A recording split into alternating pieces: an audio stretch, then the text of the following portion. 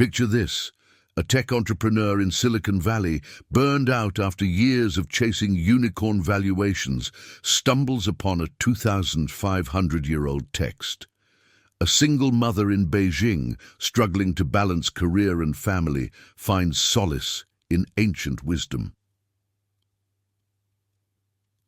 Wall Street trader, questioning the meaning of his seven-figure bonuses, discovers a philosophy that redefines success. What do they have in common? They've all found their answer to happiness in the teachings of a man who lived 2.5 millennia ago, a man who never owned a smartphone, never heard of GDP, yet understood something about human fulfillment that we're only beginning to rediscover.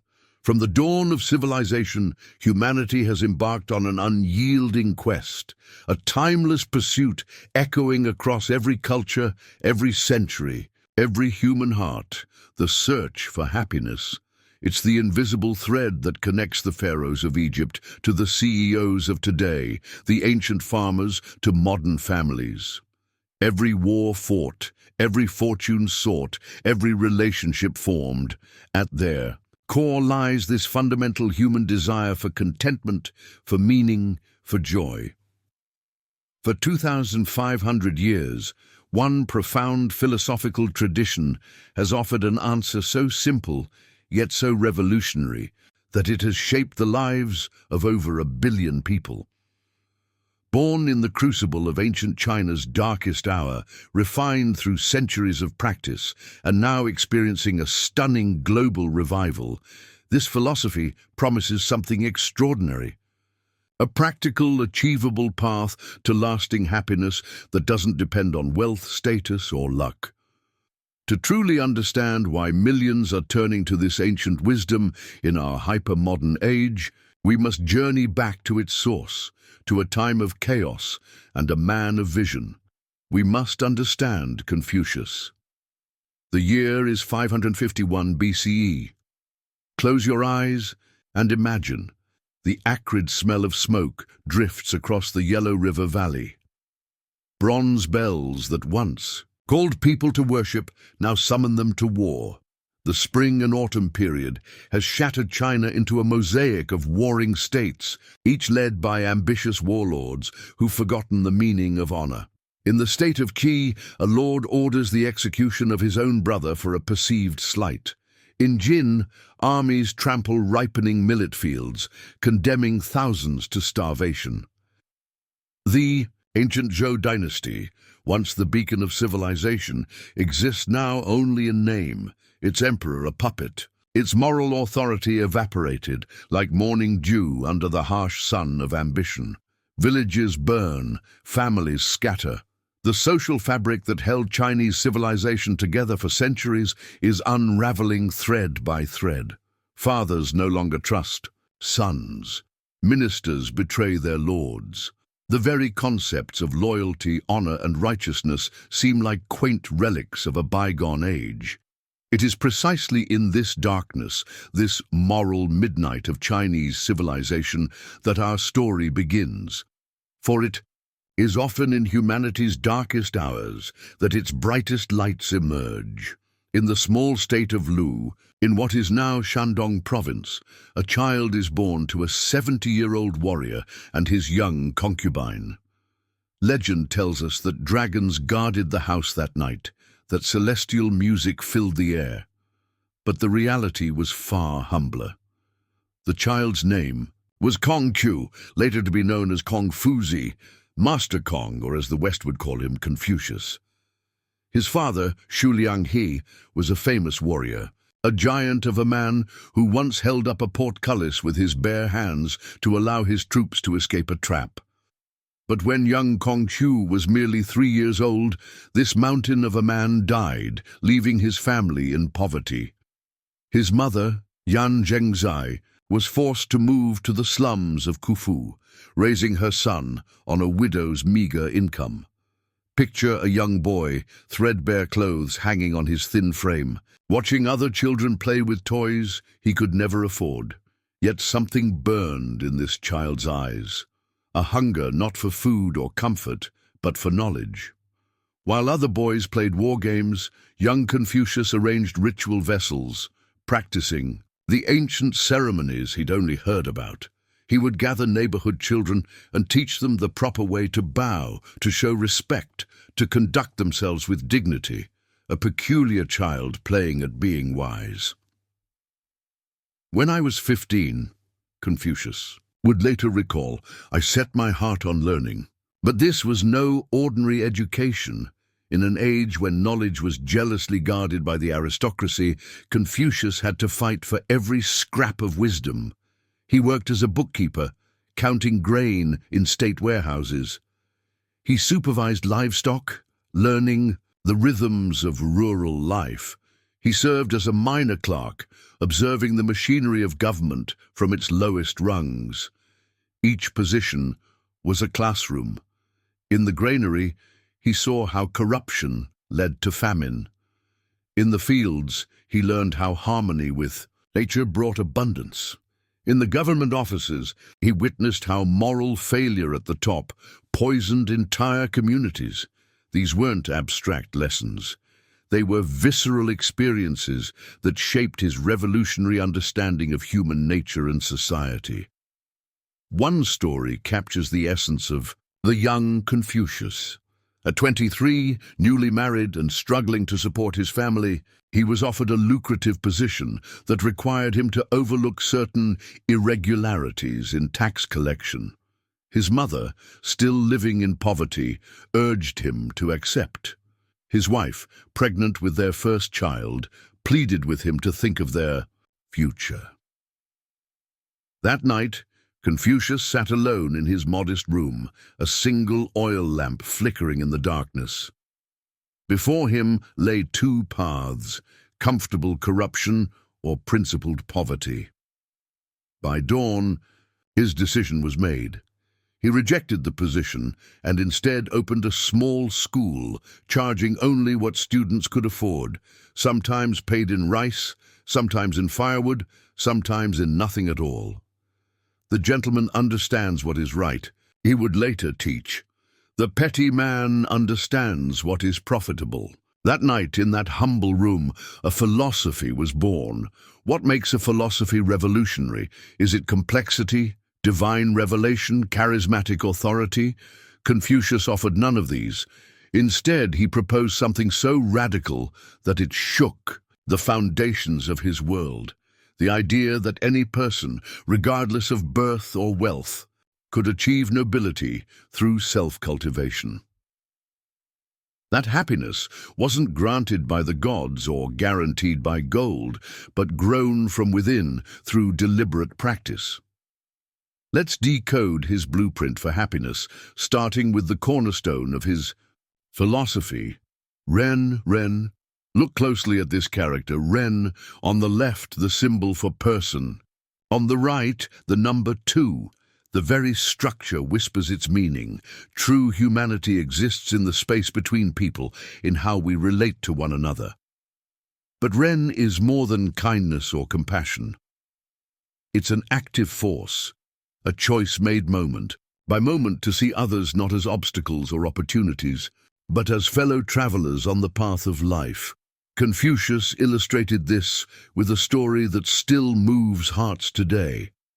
A disciple named Zigong, wealthy and somewhat arrogant, approached the master with what he thought was a generous proposal. "Master, I wish to abolish the sacrifice of lambs at the new moon ceremony. Think of the money saved. We could use it to help the poor." Confucius shook his head sadly. "Zigong, you love the lamb. I love the ritual." Zigong was confused. Wasn't helping the poor more important than killing sheep? But Confucius saw deeper. The ritual wasn't about the lamb. It was about the community gathering, the shared meaning, the bonds reinforced through common practice. Without the ritual, people would drift apart. Without connection, there could be no compassion. Without compassion, no amount of charity could create a good society.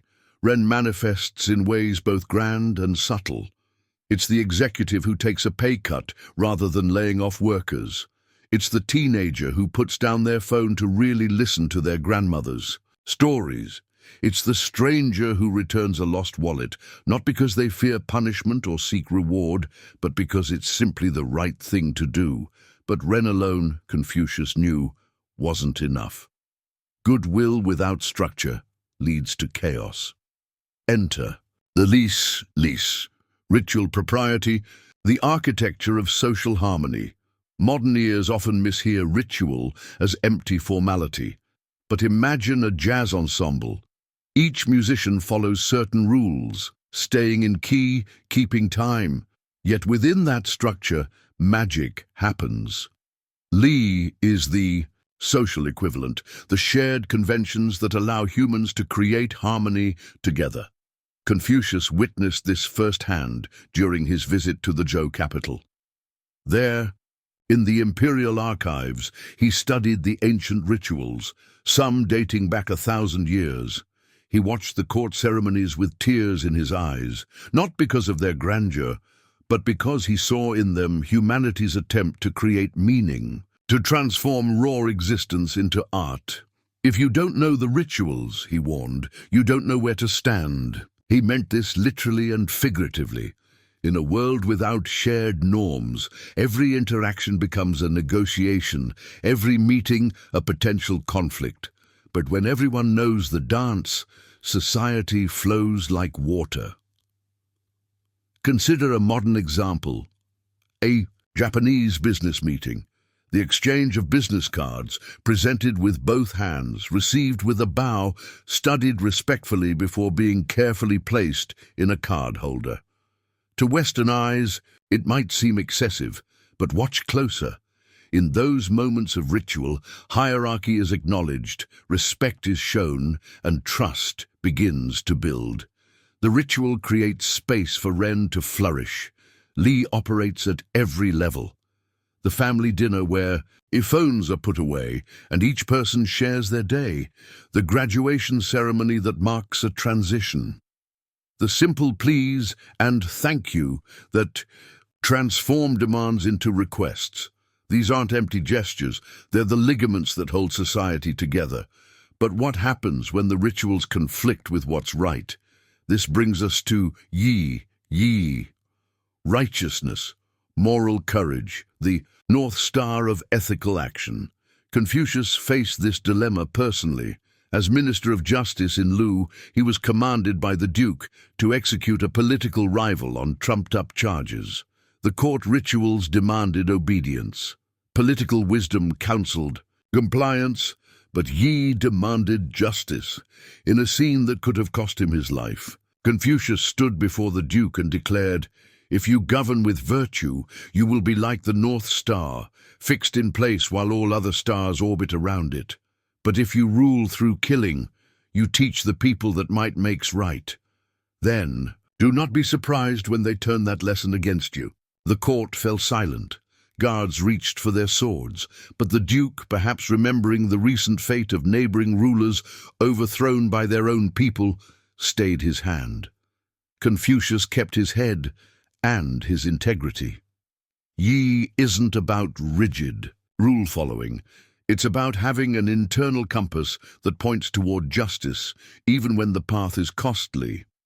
It's the whistleblower who exposes corruption despite personal risk. It's the student who stands up to bullying when it would be safer to look away.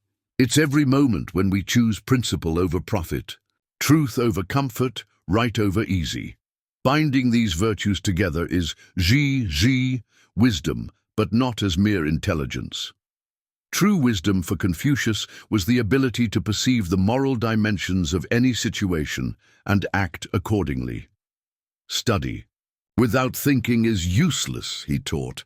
Thinking without study is dangerous. He demanded both, rigorous learning coupled with deep reflection. His students studied history to understand patterns, poetry to grasp human emotions, music to feel harmony, and ritual to practice virtue. But more than studying texts, they studied life. One day, Confucius stood with his students by a river. "Look," he said, pointing to the flowing water. It passes on like this, never ceasing day or night. The students nodded, thinking he was commenting on the passage of time. But one student, Yan Hui, understood deeper. Like the river, wisdom must keep flowing, always moving, always fresh. The moment you think you've captured it, it becomes a stagnant pool. This dynamic wisdom manifests in knowing when to speak and when to remain silent, when to act and when to wait, when to follow convention and when to break it for a higher purpose. It's the practical intelligence that navigates the complex realities of human life while never losing sight of moral true north. The master is dead. The master is dead. The cry echoed through the streets of Khufu in 479 BCE. Confucius, age 72, had passed away, believing himself a failure. Few rulers had embraced his teachings. His dream of restoring moral order seemed to die with him. His students wept by his grave for 3 years, the traditional mourning period for a parent. One student, Zigong, stayed for 6 years, unable to leave the man who had transformed his life. They compiled his sayings into the Analects, preserving his wisdom like seeds in winter soil. For a century, those seeds lay dormant. Then, gradually, they began to sprout. During the Han Dynasty, Emperor Wu made a decision that would reshape Chinese civilization. Confucianism would become the official state philosophy, not through conquest, but through examinations. Any man, rich or poor, noble or common, could rise to the highest levels of government by mastering Confucian texts and demonstrating moral character. Imagine the revolution this created. A farmer's son, through study and virtue, could become prime minister. Merit trumped birth. Character outweighed connections.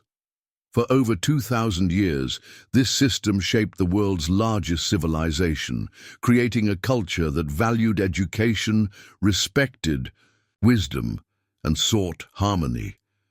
The influence spread like ripples on a pond. Korea embraced Confucian ideals, creating one of the world's most education-focused societies. Japan adapted them into Bushido, the way of the warrior scholar. Vietnam built its governmental system on Confucian principles. Even as Buddhism and Taoism flourished, Confucianism remained the backbone of East Asian social order. But empires rise and fall. In the 20th century, Confucianism faced its greatest crisis. Reformers blamed it for China's weakness. Revolutionaries condemned it as feudal oppression. During the Cultural Revolution, Red Guards smashed Confucian temples and burned ancient texts. The forest of stone tablets at the Confucian cemetery in Khufu, recording 2 millennia of wisdom, was attacked with sledgehammers. It seemed the sages' teachings would finally perish.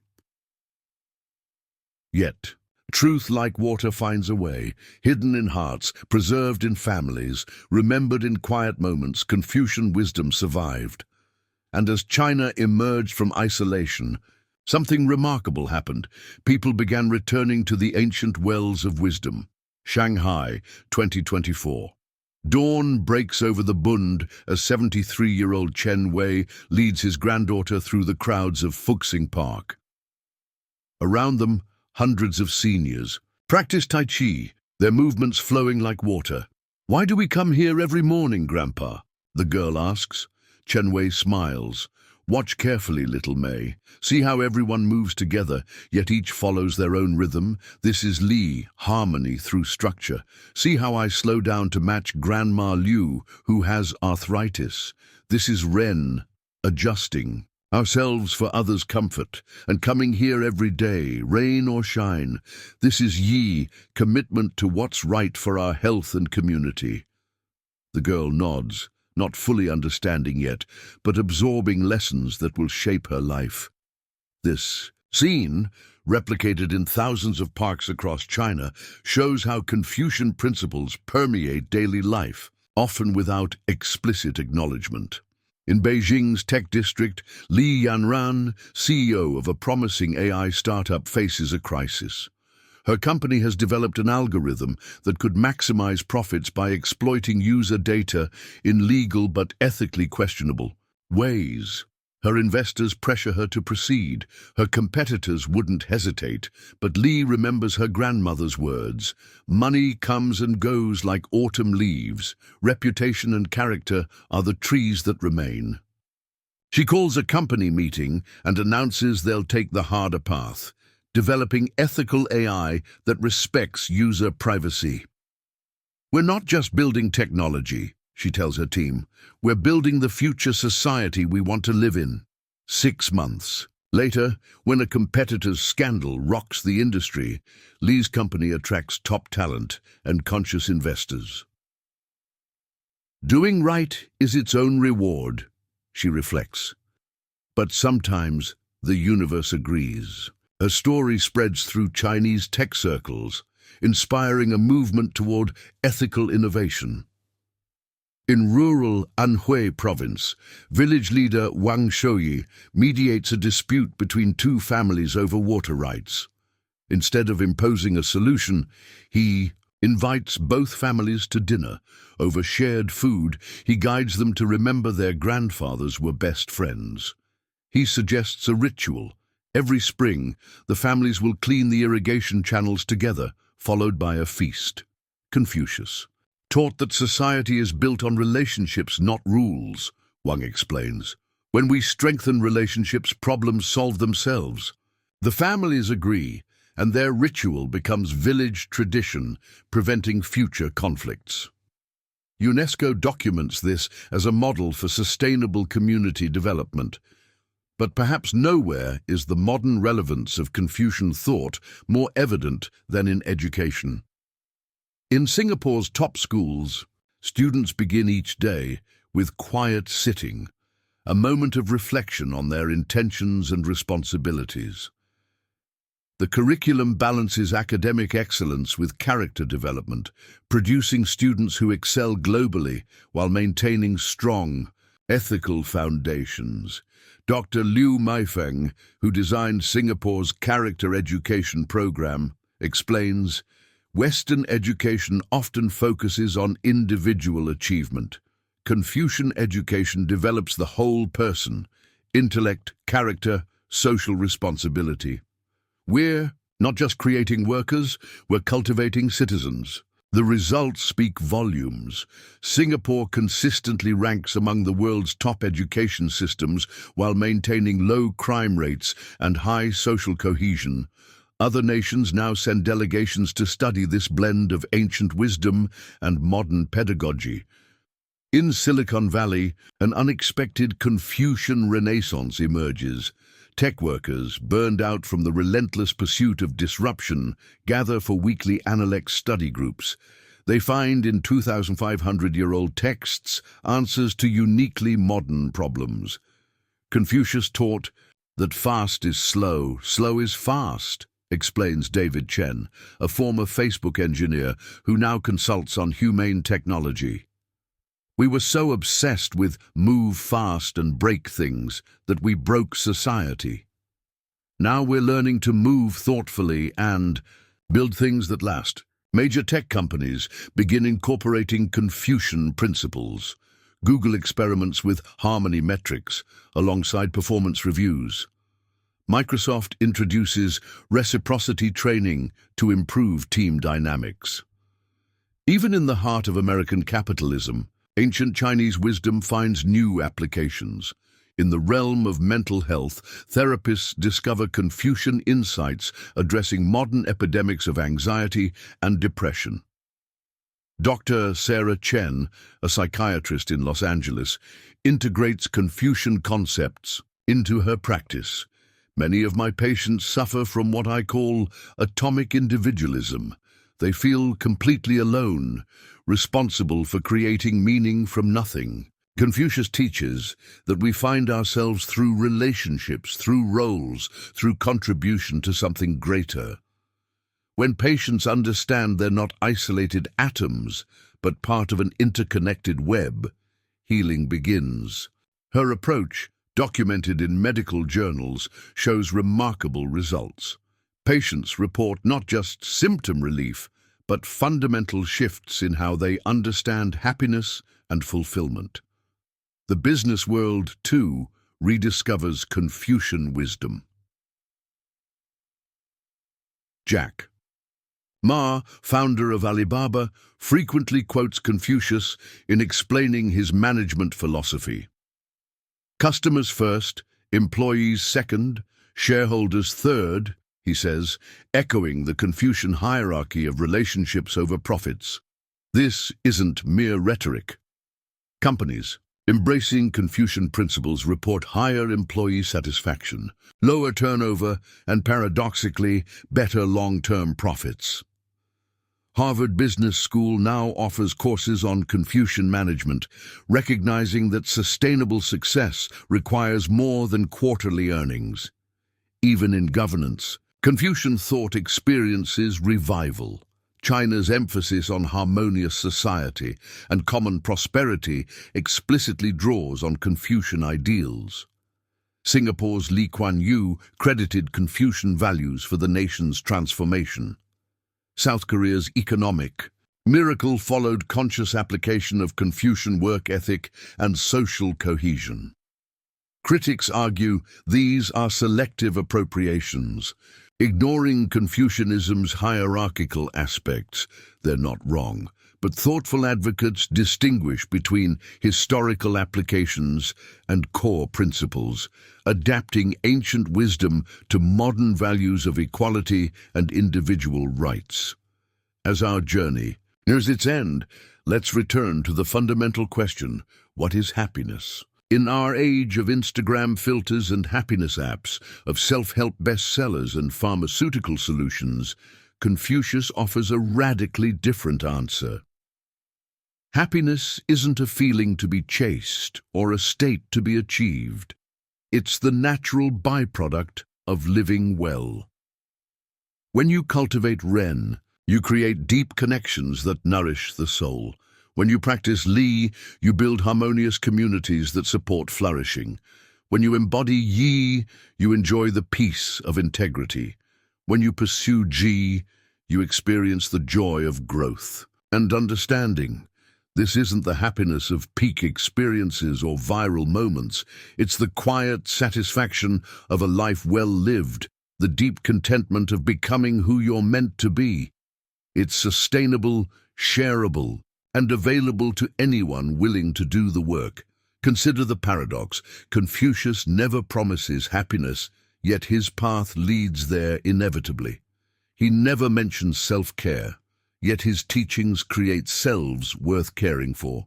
He focuses on duty and responsibility, yet his followers report profound joy.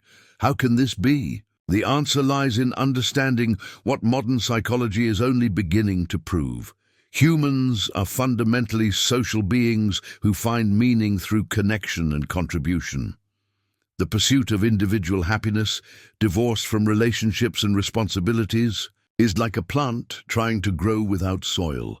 It may sprint upward briefly, but inevitably withers. Confucian happiness roots deep. It grows slowly but surely, weathering storms that destroy shallow pleasures. It bears fruit that nourishes not just oneself, but entire communities. And like a mighty oak, it provides shelter for generations. 25 centuries ago, in an age of chaos remarkably similar to our own, a teacher emerged with a simple yet revolutionary message. True happiness comes not from having more, but from becoming more. Not from standing apart, but from standing together. Not from breaking traditions, but from understanding their wisdom and adapting them thoughtfully. Confucius gave us no commandments, carved in stone, no promises of paradise, no threats of damnation. Instead, he offered something far more practical, a way of living that creates happiness as naturally as fire creates warmth. His teachings spread not through conquest, but through practice, not through miracles, but through results. Today, as we face our own spring and autumn period, climate change, technological disruption, social fragmentation, global pandemic, The sage's wisdom offers not escape, but engagement. Not easy answers, but proven principles. Not individual salvation, but collective flourishing. From the Shanghai executive who chooses family dinner over overtime, to the Silicon Valley engineer who designs for human well-being over engagement metrics, from the student who helps struggling classmates instead of hoarding advantages, to the leader who builds bridges instead of walls. Millions are discovering what Confucius knew. The path to happiness isn't a secret to be discovered, but a practice to be cultivated. The question isn't whether ancient wisdom can address modern problems. The question is whether we're wise enough to listen. In a world that promises instant everything, are we willing to invest in the slow growth of character? In a culture that celebrates disruption, can we value the harmony that makes life worth living? In societies fracturing into tribes, will we remember our common humanity? The Master's words echo across millennia. Is one human being different from another? It is in education that they diverge. We all start with the same potential for goodness, wisdom, and happiness. What we become depends on what we choose to cultivate. So as our documentary ends, your journey begins. Will you experiment with Ren, looking for opportunities to genuinely connect with others? Will you explore Li, finding rituals that create meaning in your daily life? Will you exercise Yi, choosing integrity even when it costs? Will you pursue Zhi, committing to lifelong learning and growth? The path is open. The teacher awaits. The only question remaining is the one Confucius himself would ask. What kind of person do you want to become? For in the end, the sage's greatest secret is no secret at all. Happiness isn't something you find, it's someone you become.